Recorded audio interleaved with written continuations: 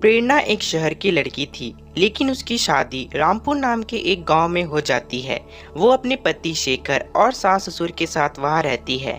शादी के बाद वो जब पहली रसोई के लिए जाती है तब अरे यहाँ तो मुझे मिक्सी नहीं दिख रहा है। सासू माँ से पूछती हूँ। प्रेरणा अपनी सास से मिक्सी के बारे में पूछती है। अरे बहू, यहाँ तो हम मिक्सी का इस्तेमाल ही नहीं करते हैं।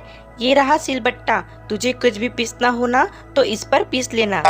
सिलबट्टा? सासू माँ, इसमें तो काफी वक्त लग जाएगा, मुझे चटनी बनानी थी ना। हाँ तो बहू, हमें कौन सा कहीं जाना है, वक्त ही वक्त है, आराम से बना ले बेटा। प्रेरणा सिलबट्टा उठाती है, लेकिन वो इतना भारी होता है कि प्रेरणा की सांस फूल जाती है। ओफो, ये सिलबट्टा कितना भारी है, इसमें चटनी पीसना कितना मुश्किल होगा। चलो चटनी बनाना शुरू करें। फिर रात को सास रसोई में आती है और देखती है कि बर्तन नहीं धुले हुए हैं। वो प्रेरणा को बुलाती है और उससे पूछती है, अरे बहू, बर्तन नहीं धुले हैं, तबीयत ठीक नहीं है क्या? तो मैं धो देती हूँ। अरे सासू माँ, आप मत धोइए, नौकरानी आ जाएगी ना धोने के लिए। नौकरानी? तुमने नौकरानी लगवा दी है इस घर में मुझसे बिना पूछे? नहीं नहीं, मैंने नहीं लगवाए, वो आपने लगवाई होगी ना सासू माँ पहले से।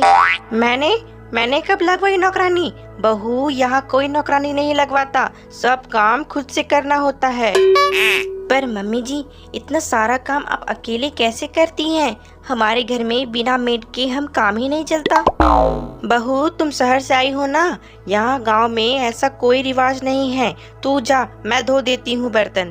अरे नहीं नहीं सासू माँ, मैं धो देती हूँ। प्रेरणा बर्तन धोने लगती है। कमाल है, ना मिक्सी है ना मेड, पता नहीं ये लोग कैसे मैनेज कर लेते हैं। एक दिन प्रेरणा कपड़े धो रही होती है। अरे इतने सारे कपड़े, वो भी बिना वॉशिंग मशीन के धोना। प्रेरणा, ये कहाँ आकर फंस गई तू? ऐसे चलता रहा तो तेरी जिंदगी बर्तन मांजने और कपड़े धोने में ही गुजर जाएगा।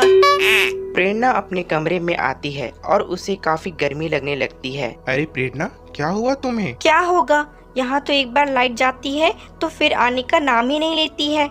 मुझे समझ नहीं आता है कि हमारे घर में एसी क्यों नहीं है।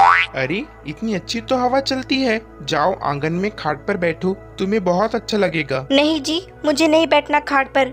वहाँ मेरे घर पर तो पापा ने मेरे कमरे में एसी लगवा रखा था, और यहाँ तो एसी तो छोड़ो, यहाँ ढंग का पंखा ही नहीं है। मेरी तो लाइफ ही खराब हो गई। पापा ने अपनी दोस्ती के चक्कर में मेरी शादी इस गांव में करवा दी। मैं कैसे एडजस्ट करूँगी यहाँ पर? शेखर प्रेरणा को चुप करवाता है। अरे चुप हो जाओ प्रेरणा, ऐसे रोने से कुछ नहीं होगा। देखो, हमें अपनी परेशानी का हल भी खुद ही निकालना चाहिए, है ना? आप तो चुप ही रहिए, आपको क्या पता, दिन भर सारा काम करती रहती हूँ मैं। ये सब बातें बोलने में अच्छी लगती है। मेरी तो मत मारी गई थी जो आपको शादी के लिए हाँ कह दिया।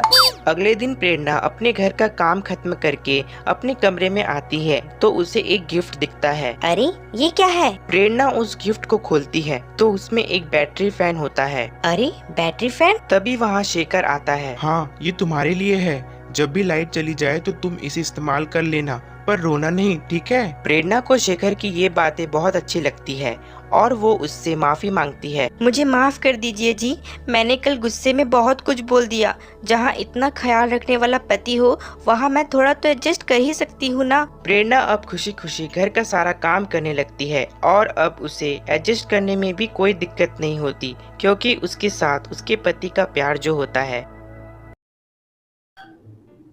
आपको हमारी यह कहानी कैसी लगी कमेंट कर जरूर बताएं, और ऐसी ही मज़ेदार कहानी देखने के लिए हमारे YouTube channel dream Hindi Toons को सब्सक्राइब करें, लाइक करें और शेयर करें। मिलते हैं आपको अगली कहानी के साथ, तब तक के लिए धन्यवाद।